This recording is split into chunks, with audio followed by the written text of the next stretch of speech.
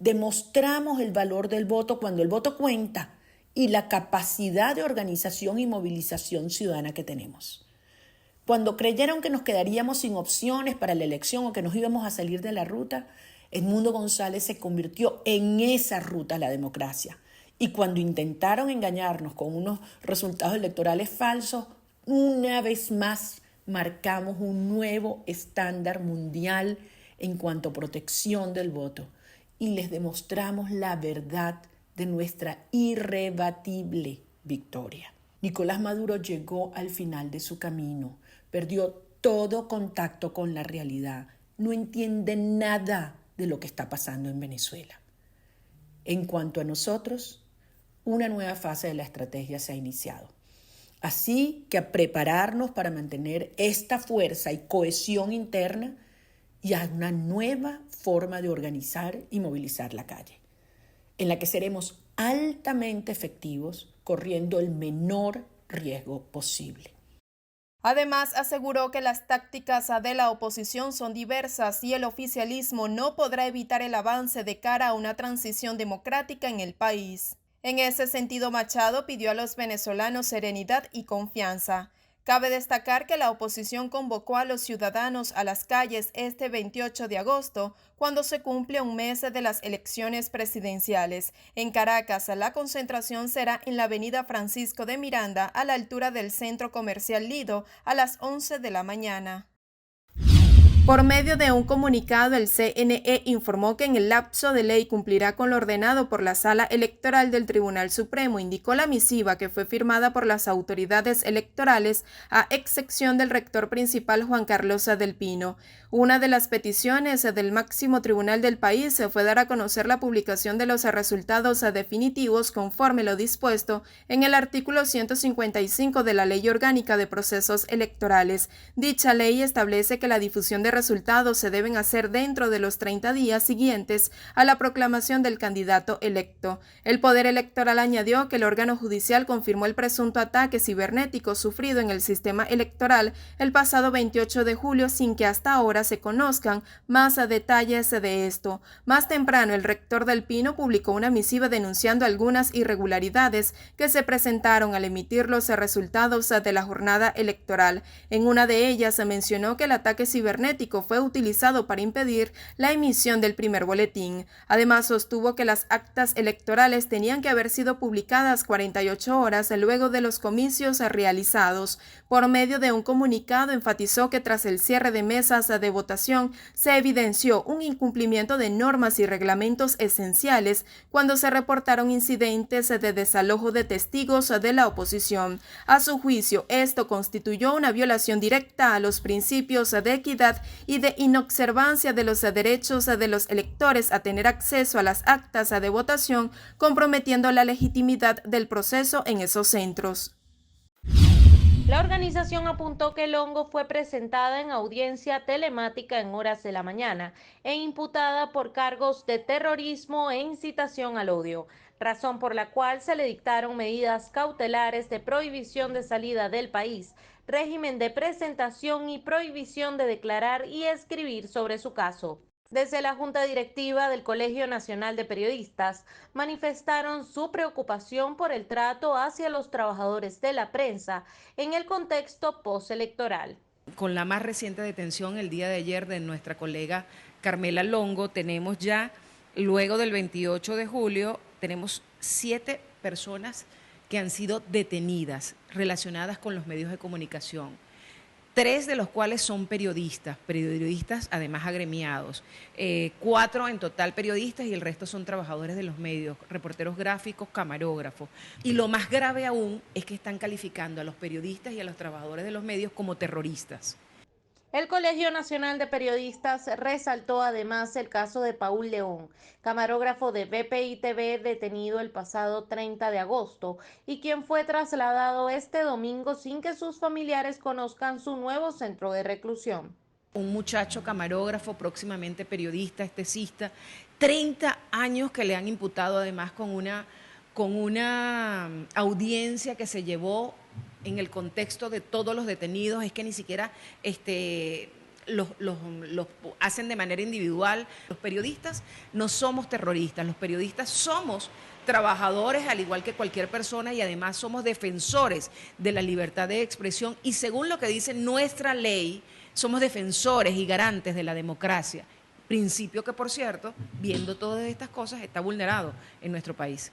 Es importante destacar que según datos aportados por la seccional Caracas del Colegio Nacional de Periodistas, se han registrado al menos 76 ataques contra la prensa en Venezuela desde el pasado 29 de julio. Familiares de detenidos tras las elecciones presidenciales del pasado 28 de julio permanecen alrededor del internado judicial de Carabobo, conocido como el Penal de Tocuyito, exigiendo respeto por sus derechos humanos y libertad inmediata. Aseguran que fueron trasladados desde la Policía Nacional Bolivariana hasta el Centro de Formación Hombre Nuevo El Libertador este domingo 25 de agosto y hasta la fecha desconocen sobre el estado de salud de sus familiares. Tengo a mi hijo ahí desde el 30 de julio. Me lo tomaron a la fuerza, sacaron de una casa, destruyeron las puertas de esa casa y lo sacaron. Él no estaba en protestas. Tengo pruebas de que mi hijo no estaba en protestas, solamente tiene 18 años. Pasamos 21, 22 días algunos, porque unos fueron detenidos el 29, otros el 30. 22 días para poder verlos solamente 20 minutos. No sabíamos nada de ellos, estaban incomunicados, porque por supuesto dentro de esos recintos no hay cómo comunicarse hacia las afueras. Ayer a las 3 de la mañana fueron sacados de la PNB y fueron trasladados a este lugar. Todos nos vinimos acá porque fueron trasladados sin avisarnos, no nos avisaron nada. Desde ayer que llegaron acá nosotros no sabemos nada de ellos, pedimos información y nos dijeron que en una hora nos daban información. Cuando eran las 12 del mediodía no sabíamos nada. No nos dieron información, nos dijeron que viniéramos el día miércoles. Nosotros no tenemos allá adentro objetos, son nuestros hijos, son esposos, son hermanos, son padres de familia. Mi hijo apenas tiene 18 años, no es un vagabundo, no es un muchacho de la calle y tampoco estaba manifestando en ninguna parte. Vuelvo y repito, me lo sacaron como a muchos de las casas, porque penetraron en las casas rompiendo las puertas, violentando a las familias. Les pido justicia y que esto llegue hasta altas instancias. Hay gente que estaba saliendo de su trabajo, hay gente que simplemente pasó y estaba en una marcha y se tomó una foto como le pasó al mío. Listo. Entonces aquí estamos muchos, todos pueden hablar de verdad sin miedo. Jehová Dios nos proteja a todos y esperemos que por esto, por tratar de defender a mi esposo, no es que mañana me van a tocar la puerta y me van a meter en un calabozo. Porque nadie quiere hablar, es por eso, por miedo. Porque si hablas, te van y te buscan. O si no, contra ellos mismos. Y aunque están encerrados, siguen sufriendo. Le rasparon el coco como que si fueran unos terroristas. Los humillaron, los cambiaron de uniforme, todo. O sea, los arrastran hasta acá y nada. Vean, son gente inocente, gente inocente. En la PNB habían 103 personas detenidas, pero no trasladaron ni a mujeres ni a menores de edad. Hasta ahora se desconoce la cifra exacta de quienes fueron trasladados. Los tres países reconocen que los flujos migratorios irregulares que transitan por la frontera entre Colombia y Panamá son de alcance global e involucran a poblaciones de más de 90 nacionalidades, algunos de los cuales entraron a la región por terceros países.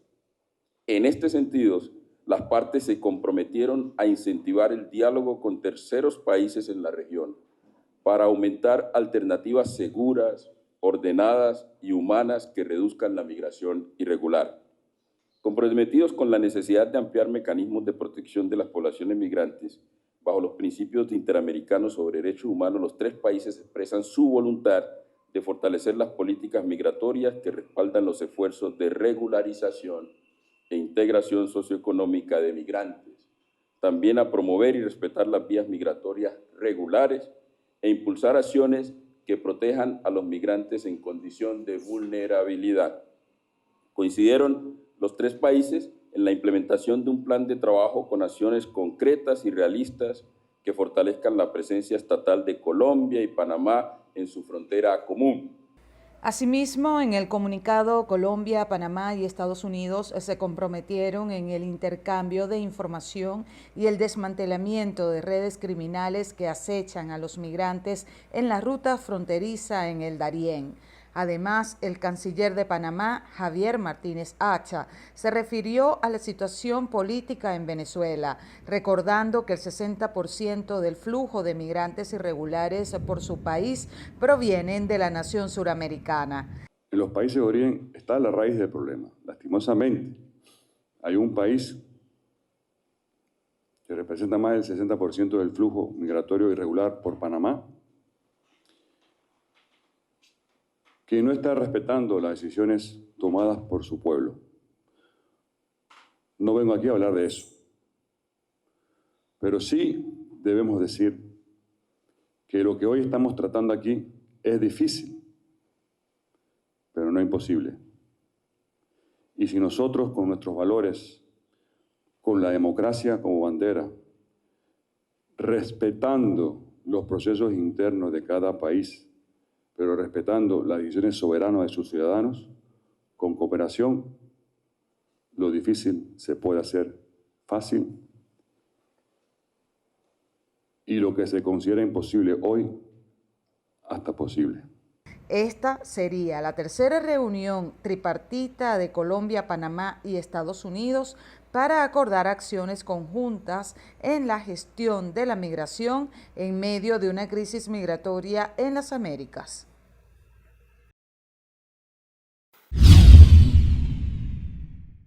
He decidido incorporar al gobierno a un compañero cuarto bate como nuevo ministro del Poder Popular de Interior, Justicia y Paz, y como vicepresidente de Gobierno para la Seguridad Ciudadana, la Política y la Paz. Se trata del capitán bolivariano Diosdado Cabello Rondón, nuevo ministro del Poder Popular de Interior, Justicia y Paz, y vicepresidente de Gobierno para la paz. Paz, paz, paz.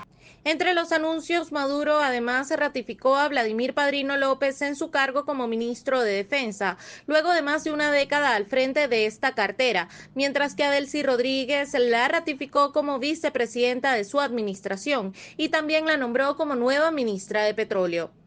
Otras designaciones fueron la del general Menry Fernández como nuevo ministro de Agricultura y Tierras, Héctor Rodríguez y Ricardo Sánchez como nuevos ministros de Educación y Educación Universitaria, Eduardo Piñate como nuevo ministro del Trabajo y Magali Viña como nueva ministra de Abuelos y Abuelas.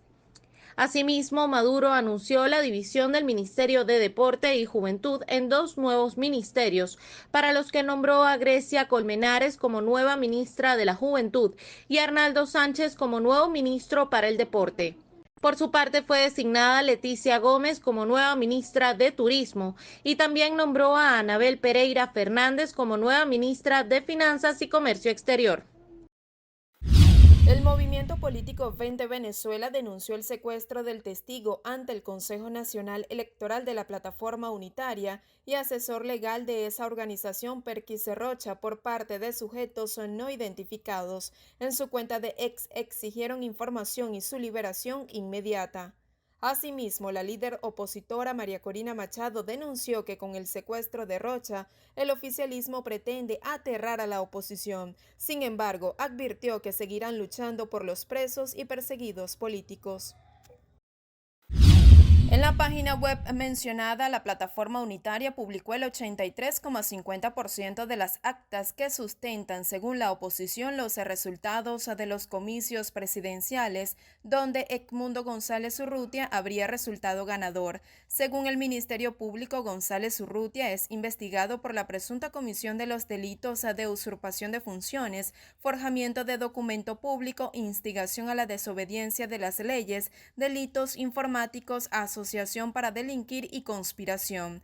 La primera citación fue el pasado lunes 26 de agosto y la segunda este martes. Sin embargo, González no asistió, alegando que la Fiscalía lo pretende someter a una entrevista sin que se precise en qué condición se espera que comparezca y precalificando delitos que asegura no ha cometido.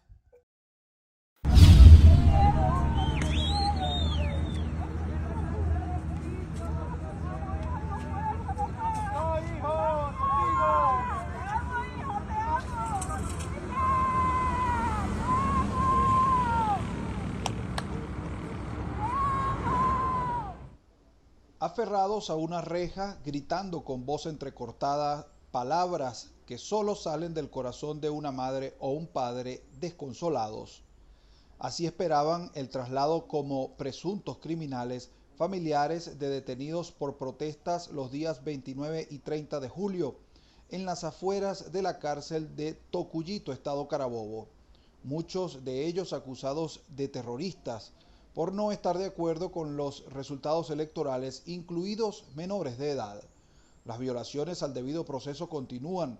A los menores de edad tampoco les permiten juramentar a sus abogados privados y son llevados de un estado a otro, y respetando el principio del juez natural.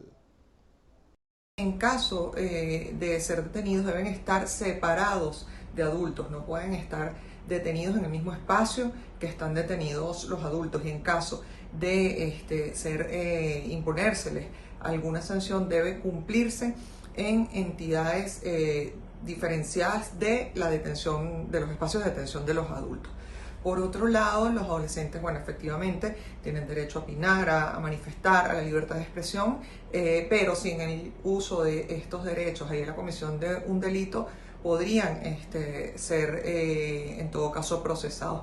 Hay que tener claro que solo los adolescentes mayores de 14 años de edad son los que responden penalmente. En el caso de adolescentes menores a los 14 años, es decir, de 13, 12 años o niños, deberán ser trasladados a el Consejo de Protección del municipio. En ese caso, los consejeros de protección imponen una medida adecuada para este niño o este adolescente menor de 14 años. Cuando se trata de menores de edad inmersos en presuntos delitos penales, siempre deben estar acompañados por sus padres. Evidentemente, en Venezuela no se respeta este derecho. Cuando el adolescente, en todo caso, se presume que ha cometido un delito, siempre se tiene que tener en cuenta hasta que un juez dicte una sentencia, tiene que presumírsele inocente, así lo establece la LOMDA. Debe siempre tener el contacto directo con sus padres y poder estar acompañado de un abogado privado. Bueno, si los padres estuvieran, o los representantes, o ellos mismos tuvieran los recursos o pudieran acceder al mismo. En todo caso, de no tener abogado privado, pueda ser asistido por uno público que le debe proveer el Estado. Por otro lado, tenemos que tener en cuenta que siempre tienen el derecho a opinar en todo estado del proceso y deben ser protegidos porque así lo establece la ley. Por eso es que hay un sistema diferente que trata a los adolescentes que a los adultos, y siempre todas las decisiones tienen que estar sopesadas, es decir, tienen que estar basadas en el interés superior del niño, que es un principio de interpretación que establece la LOMDA. Los menores de edad nunca pueden estar desasistidos por sus padres en todo el proceso penal y no pueden estar detenidos con la población adulta si tienen más de 14 años. Según el Foro Penal Venezolano, están tras las rejas 107 menores de edad. El mandatario mexicano aclaró que la pausa es solo con los embajadores de Washington, Ken Salazar, y de Ottawa, Graham Clark, pero no afectará las relaciones con los gobiernos norteamericanos. El jueves pasado, el embajador Salazar alertó que la reforma judicial en México pone en riesgo la democracia en esa nación y la relación comercial con Estados Unidos. Advirtió que la elección a través del voto popular de jueces facilitará la intromisión de los carteles en la justicia.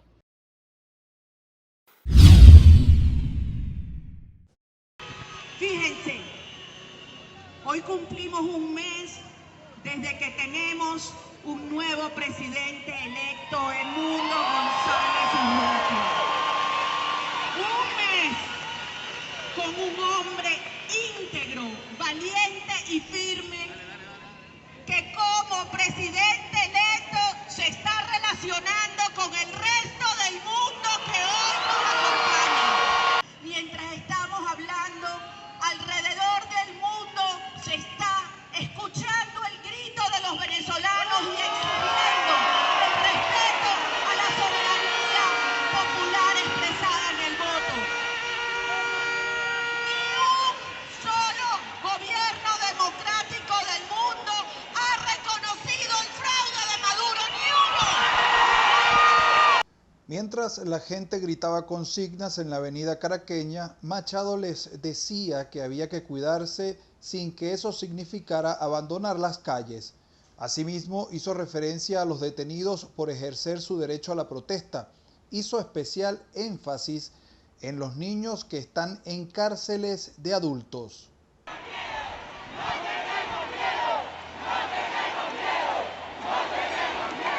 Lo que han hecho es brutal. Son más de 2.500 personas detenidas, incluyendo más de 150 niños presos, secuestrados de Nicolás Maduro, niños que han golpeado obligándolos a grabar videos alabando a Nicolás Maduro. Esto no tiene nombre. Niños de 13 años, de 14 años, esto no tiene nombre. Y se los han llevado a cárceles donde están presos comunes y sabemos cómo son las cárceles en Venezuela. Pero les voy a decir algo. Yo desde aquí, como madre, quiero pedirle a los presos de esas cárceles que nos cuiden a estos niños, que nos cuiden a nuestros niños. También envió un nuevo mensaje a la Fuerza Armada Nacional. Queremos enviar un mensaje con absoluta claridad a cada uno de los miembros de las Fuerzas Armadas y de las policías de Venezuela. Las Fuerzas Armadas estuvieron allí, testigos de primera fila, el 28 de julio. Gracias a muchos de los efectivos del Plan República pudimos tener nuestras actas. Ellos saben la verdad y fue el Plan República quien ha resguardado el material. Así que saben muy bien qué es lo que deben hacer en cumplimiento de la Constitución. Eso es lo que Venezuela y el mundo espera. El respeto a la Constitución, a su sagrado juramento frente a la bandera. Véanse frente a sus hijos, a sus madres, a sus esposas. Ustedes saben lo que tienen que hacer en esta hora, de que el régimen persigue a un pueblo que ya decidió avanzar a la libertad. Según sus propias palabras, la oposición tiene una estrategia robusta. María Corina Machado aseveró que su plan hacia la transición está funcionando. Sin embargo, también aclaró que falta camino por delante, pero harán que Nicolás Maduro ceda y entregue el poder a Edmundo González. A un mes de la elección presidencial en Venezuela, múltiples concentraciones se han realizado en el país. Para este 28 de agosto, motorizados afectos al oficialismo se movilizaron desde el este de Caracas hacia el Palacio de Miraflores en respaldo a Nicolás Maduro. Sin embargo, se contó con un punto de partida que fue en Plaza Venezuela, en las inmediaciones de la sede del Consejo Nacional Electoral. Las movilizaciones del oficialismo se realizaron por la Avenida Libertador de Caracas a la altura de PDVSA. Distintos representantes del oficialismo encabezaron la concentración que llegó hacia Miraflores. Sin tener ningún dato de las mesas. Entonces, ¿dónde está la queja ahora cuando la oposición dice que ellos han ganado por 69%, algo así, hasta 30%? ¿Cuál es la diferencia? La diferencia es esto. La falta de transparencia del CNE, de explicar, de publicar, de entregar los datos de los 30.026 mesas no indica con certitud, con veracidad, con verdad lo que pasó en esta noche, en el día de votar. Por el sistema, y eso es otra sesión pero de técnica, pero hay un código de QR en cada acta. Con este código, cualquier persona con una compilación de datos de esos QR puede calcular los datos de las mesas. Eso es lo que pasó. Eso es lo que pasó y el ejercicio de la oposición logró, y nosotros, yo les puedo decir que nosotros hicimos el mismo ejercicio en estos datos, contando con más de 23,000 mesas para tener este cálculo de la oposición. En la sesión primera de la Cámara de Representantes de Colombia, el Centro Carter, la Misión de Observación Electoral de Colombia y la exrelatora de Libertad de Expresión de la Comisión Interamericana de Derechos Humanos, Catalina Botero, entregaron un informe de revisión y seguimiento al proceso electoral de Venezuela. Las voceras explicaron que ante falta de respuestas oficiales sobre los resultados electorales debido a que no se ha publicado la información necesaria en formatos accesibles, resulta imposible realizar un análisis detallado sobre la legitimidad de los resultados promulgados por el Poder Electoral venezolano. Para la Misión de Observación Electoral de Colombia es necesario que, entre otras cosas, se acuerde un plan de auditoría externa independiente que permita verificar las actas de votación generadas por las urnas electrónicas. Asimismo, la MOE dijo que el Poder Electoral tiene la responsabilidad jurídica de totalizar los votos y declarar la elección, no el TCJ. La sesión del organismo regional fue convocada por distintos países con el fin de que la Corte Interamericana de Derechos Humanos expusiera detalladamente la situación que se vive en Venezuela. Durante su intervención, Roberta Clark, presidenta de la CIDH, exigió el cese de la represión. Exhortamos al Estado de Venezuela a que ordene a las fuerzas públicas que se abstengan del uso arbitrario de la fuerza para asegurarse también que los grupos armados no estatales que actúan con su condescendimiento, tolerancia o aquiescencia cesen inmediatamente la violencia y que promuevan el sistema de justicia. También exhortamos a que liberen de inmediato a las personas detenidas arbitrariamente y exhortamos a que prevengan, persigan y castiguen las violaciones graves de los derechos humanos. Una vez más, las desapariciones forzadas de corta duración, así como los actos de tortura, tratos o penas crueles, inhumanos o degradantes. Los representantes de Canadá, Perú y Panamá rechazaron la falta de transparencia, la represión, violaciones de derechos humanos y la sentencia del Tribunal Supremo de Justicia que ratifica los resultados del CNE. Las elecciones en Venezuela estuvieron plagadas de irregularidades y falta de transparencia, y las autoridades reprimieron a la oposición. El Perú y un grupo significativo de Estados miembros de esta organización hemos rechazado la decisión del Tribunal Supremo de Justicia venezolano de convalidar los resultados que fueran anunciados por el Consejo Nacional Electoral, sin brindar evidencia alguna que lo sustente. Panamá continúa demandando transparencia y el respeto a la voluntad popular enmarcada en la Carta Democrática Interamericana, a fin de contribuir a preservar la democracia y estabilidad en la región. La delegación de Estados Unidos ante la OEA aseguró que la sentencia del Tribunal Supremo de Justicia agrava la crisis en Venezuela.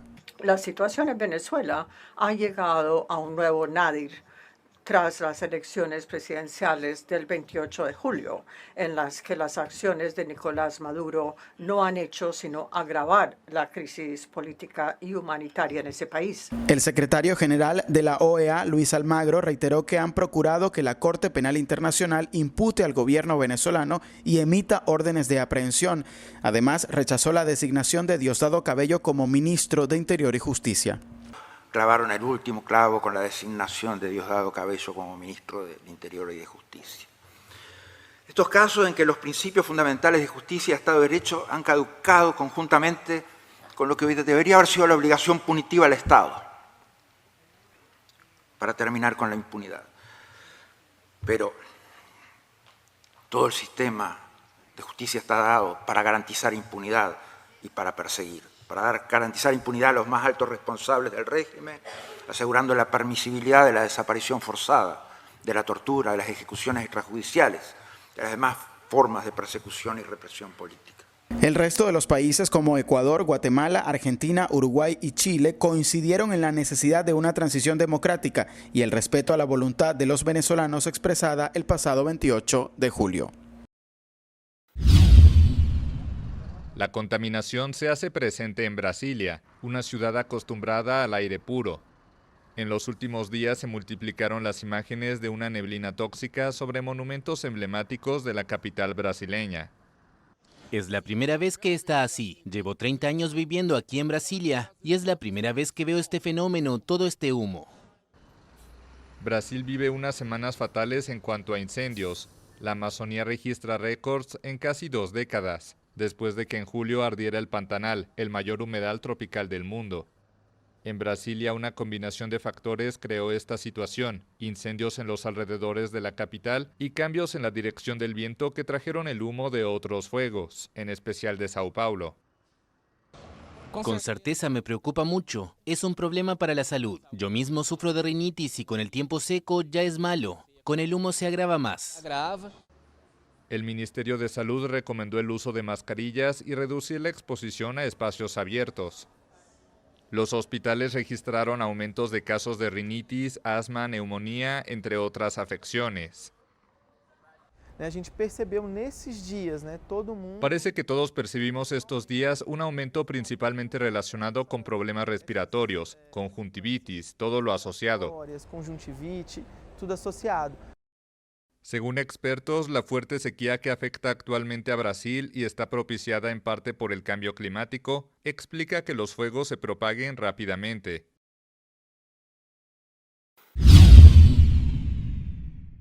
Que no reconocemos la legitimidad democrática, pues es la consecuencia lógica, inmediata, de decir que consideramos que la victoria electoral que él proclama no ha sido probada. Y como no ha sido probada, no tenemos por qué creerlo. Y si no creo que haya ganado las elecciones, no le puedo reconocer la legitimidad democrática que dan las elecciones.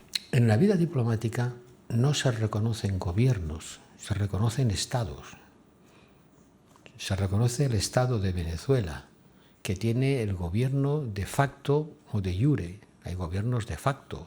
Cabe destacar que en el Consejo Informal de Exteriores de la Unión Europea no llegaron a un acuerdo para reconocer a Edmundo González Urrutia como presidente electo, quien intervino telemáticamente para explicar la situación que vive Venezuela y agradeció la invitación de los 27 países. Por otro lado, Borrell explicó que la Unión Europea optó por no imponer nuevas sanciones a Venezuela tras tener ya penalizadas a 55 personalidades políticas del país. El bloque europeo exigió respeto a los derechos humanos, por lo que exhortaron a Maduro a terminar con la represión. Además, Bruselas también apoyará los esfuerzos de Brasil y Colombia por encontrar una solución a la crisis venezolana.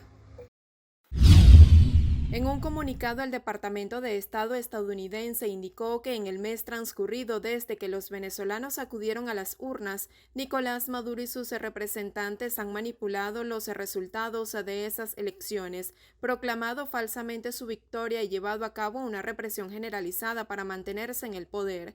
Estados Unidos recordó que pese a los llamados de la comunidad internacional, el poder electoral no ha publicado los resultados anunciados mediante la presentación de actas originales, como lo hizo después de las elecciones de 2013 y 2018. Además, el gobierno de Joe Biden consideró inaceptable lo que califican como una continua violación del CNE a los estándares internacionales y leyes venezolanas, así como a la voluntad de los venezolanos expresada en las urnas. En ese sentido, rechazó la sentencia del Tribunal Supremo de Justicia y aseguró que es un intento para silenciar a los votantes. El Departamento de Estado afirmó que los resultados presentados por la oposición venezolana son claros y debe ser respetada la voluntad del pueblo. En ese sentido, exigió una vez más que se restablezcan los derechos humanos, se liberen a los presos políticos y se ponga fin a la represión contra los opositores venezolanos. El canciller de Italia, Antonio Tajani, solicitó que sean liberados los presos políticos con pasaporte italiano en Venezuela. En ese sentido, calificó de inaceptable los arrestos y las vulneraciones a los derechos humanos en Venezuela. Tajani mostró su preocupación por la crisis política en el país suramericano y señaló que esperan conocer los datos emitidos por el Consejo Nacional Electoral para que haya transparencia. Este pronunciamiento se produjo antes de la reunión de la Comisión de la Unión Europea y luego de las detenciones arbitrarias del dirigente político opositor Biagio Pilieri y su hijo Jesús Pilieri, quien fue posteriormente liberado. Entre los presos políticos venezolanos con nacionalidad italiana se encuentran Américo de Gracia, Daniel Enrique Echenagucia, Biagio Pilieri, Juan Carlos Marrufo y Oreste Schiavo. El programa de parole humanitario había sido suspendido para investigar posibles fraudes con patrocinadores radicados en Estados Unidos. El Departamento de Seguridad Nacional reinició la medida que concede la entrada mensual de hasta 30.000 personas procedentes de 4 países y les permite obtener un permiso de trabajo por un periodo de 2 años. Asimismo, las autoridades realizaron varias mejoras, entre ellas un mayor escrutinio de los registros financieros y antecedentes penales de los patrocinadores y métodos para identificar la presentación de múltiples solicitudes de un solo patrocinador. También la agencia federal requerirá las huellas dactilares de los mismos. El programa, que comenzó a finales de 2022, ha permitido la entrada de casi 500.000 de migrantes a Estados Unidos.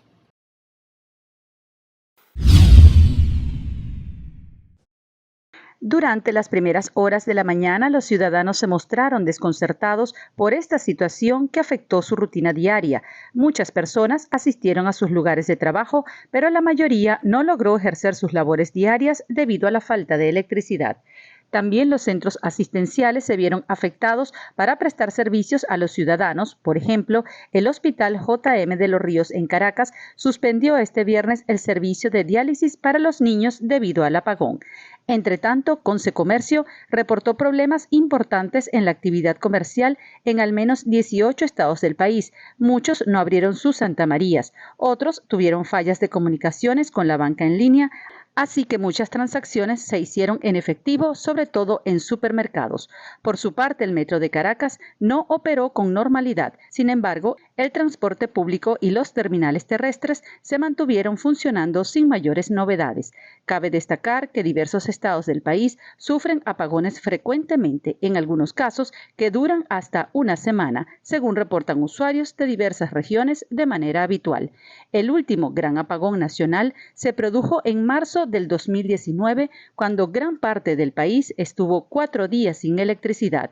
En ese momento, Maduro atribuyó la falla nacional a un sabotaje por el que señaló a la oposición y a los gobiernos de Estados Unidos y Colombia, liderados en aquel momento por Donald Trump e Iván Duque, respectivamente. El ministro de la Defensa de Venezuela, Vladimir Padrino López, anunció la activación del Plan Centella, luego de producirse un apagón la madrugada de este 30 de agosto, destinado para la atención y movilización de ciudadanos en unidades tácticas y no tácticas. De esta manera, resaltó que se activaron ingenieros y todo el personal para trabajar no solo lo eléctrico, sino también demás servicios públicos y su funcionamiento. Más temprano, el ministro de Comunicación, Freddy Ñáñez, culpó a la oposición de un presunto sabotaje eléctrico, al tiempo que hizo un llamado a la calma. Si estamos completamente seguros es que este sabotaje eléctrico que vivimos el día de hoy forma parte del plan golpista que adelantan, que han asumido de manera frontal. No estoy haciendo una acusación a la ligera, es que ellos se han subido a las tarimas de este país a llamar a la Fuerza Armada Nacional Bolivariana a desconocer al gobierno legítimo, constitucional y reelecto del presidente Nicolás Maduro, que ellos han llamado al pueblo a una insurrección y lo más vergonzoso y penoso que quedará para la historia grabado de manera indeleble, estos apellidos, María Corina Machado y Edmundo González Urrutia, han llamado a una intervención extranjera contra los venezolanos y las venezolanas. Han llamado a una intervención extranjera contra su patria. Además, en sus redes sociales, Nicolás Maduro calificó el apagón como un ataque criminal al pueblo venezolano y aseguró que superará esta situación. En este sentido, el ministro de Interior, Justicia y Paz, Diosdado Cabello, indicó que comienzan a restablecer la red paulatinamente. Al tiempo, advirtió de tensiones para quienes ataquen el sistema eléctrico. Por otro lado, el ministro de Transporte, Ramón Velázquez Araguayán, informó que los aeropuertos en sus terminales nacionales e internacionales se encuentran trabajando con normalidad y cuentan con reservas de combustible suficiente para dar continuidad a las operaciones. La citación estaba prevista para este viernes a las 10 de la mañana en la sede de Parque Carabobo en Caracas. Sin embargo, Edmundo González Urrutia, por tercera vez, no asistió al llamado de la Fiscalía. Este jueves 29 de agosto, Tarek William Saab advirtió a González Urrutia que le sería librada una orden de aprehensión, al considerar que se encuentra en presencia de peligro de fuga, previsto en el artículo 237, y peligro de obstaculización en el artículo 238 del Código Orgánico Procesal Penal. La Fiscalía venezolana adelanta una investigación en su contra relacionada a la divulgación de actas en la página web Resultados con Venezuela, en donde la plataforma unitaria publicó el 83.5% de las actas que asegura sustenta los resultados que favorecen a González Urrutia. La primera citación fue el pasado lunes 26 de agosto y la segunda el martes 27 de este mes.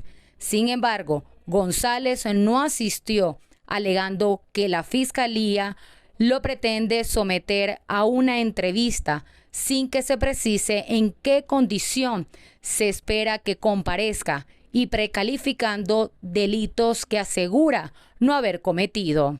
Según el Ministerio Público, González Urrutia es investigado por la presunta comisión de los delitos de usurpación de funciones, forjamiento de documento público, investigación de la desobediencia de las leyes, delitos informáticos, asociación para delinquir y conspiración. El presidente de Brasil, Luis Ignacio Lula da Silva, afirmó que no hay pruebas de que Nicolás Maduro ganara las elecciones en Venezuela e insistió en que no reconoce los resultados anunciados por el Consejo Nacional Electoral y avalados por el Tribunal Supremo de Justicia. Además, aclaró que tampoco avala el triunfo del abanderado de la oposición, Edmundo González Urrutia. Sinceramente no sé qué hizo Maduro. Tomó una decisión política. Este era el colegio al que debía dar su opinión sobre las actas. Resulta que el presidente Maduro no escuchó a este colegio. Fue directo a la Corte Suprema. No cuestiono a la Corte Suprema, simplemente creo que debía pasar correctamente por el colegio electoral que se creó para estos fines. Por eso no acepto su victoria ni la de la oposición. Creo que hay una cosa en la que la oposición dice que ganaron, pero no tienen pruebas. Estamos exigiendo pruebas. Evidentemente tienen derecho a que no les guste, porque dije que era importante convocar nuevas elecciones. Lula dijo durante una entrevista con una radio brasileña que él no cuestiona al Supremo de Venezuela, que la semana pasada convalidó la victoria de Maduro, pero explicó que, en su opinión, esta institución no es la adecuada para dirimir la disputa. Lula volvió a destacar su esfuerzo de mediación junto con el gobierno colombiano para reclamar al CNE la presentación de las actas electorales desagregadas por mesa de votación, pedido que aún no ha sido atendido. ¿Quién es Paul? Paul David León Brillenburg, nacido en Valera, Estado Trujillo, Venezuela, el 10 de noviembre de 1997, es el segundo de 3 hermanos, hijo de Morela Brillenburg, TSU en construcción civil, Pedro León, de profesión zootecnista. Desde pequeño, Paul fue seguidor de los deportes, inclinándose por el fútbol. Se graduó de bachiller en el Colegio Las Acacias y luego ingresa en el núcleo universitario Rafael Rangel de la Universidad de los Andes en la carrera de Comunicación Social, en donde realiza actualmente su tesis. En 2018 crea junto a sus compañeros de clase la Fundación Voces Solidarias, una mano amiga para familias y niños en situación vulnerable. Allí los apoyaban con medicamentos y alimentos. Paul, por su formación como comunicador, logró trabajar con el Trujillanos Fútbol Club en el área de prensa, también en el Trujillanos Futsal. Se ha destacado en la parte de la narración deportiva, participando en la Liga Futbe junto a la Teletuya, en varias emisoras del estado como RDS 91.1 FM, Superhit 96.1 FM, 89.7 FM, entre otras. En 2023 creó contenido audiovisual para la sección Fútbol Condimentado, compartiendo su pasión a través de resúmenes deportivos del Trujillanos Fútbol Club. Su compromiso con la comunidad se refleja en su apoyo a la Sociedad Anticancerosa del Estado Trujillo y su trabajo en Salud Ideal. En el mes de marzo del presente año, inició sus labores como camarógrafo de BPI TV, acompañando a la periodista Mayra Linares en la corresponsalía de la región. Además, Paul es un talentoso fotógrafo y diseñador gráfico. Su vida es un testimonio de dedicación y amor por el fútbol, la comunidad y la comunicación a través del deporte. En su brazo izquierdo lleva tatuado el día que visitó el polideportivo Luis Loreto Lira por primera vez, un recordatorio del día que conoció a su primer amor, el amarillo y marrón, como se conoce al equipo Trujillanos Fútbol Club. El 30 de julio, Paul se encontraba con su periodista en la avenida Bolívar de Valera, donde darían cobertura a una concentración convocada por la oposición. Allí fue llevado por los organismos de seguridad con todos sus equipos y desde ese momento está sin comunicación, sin ser visto por su familia, sin derecho a defensa privada, preso solamente por hacer su trabajo, informar.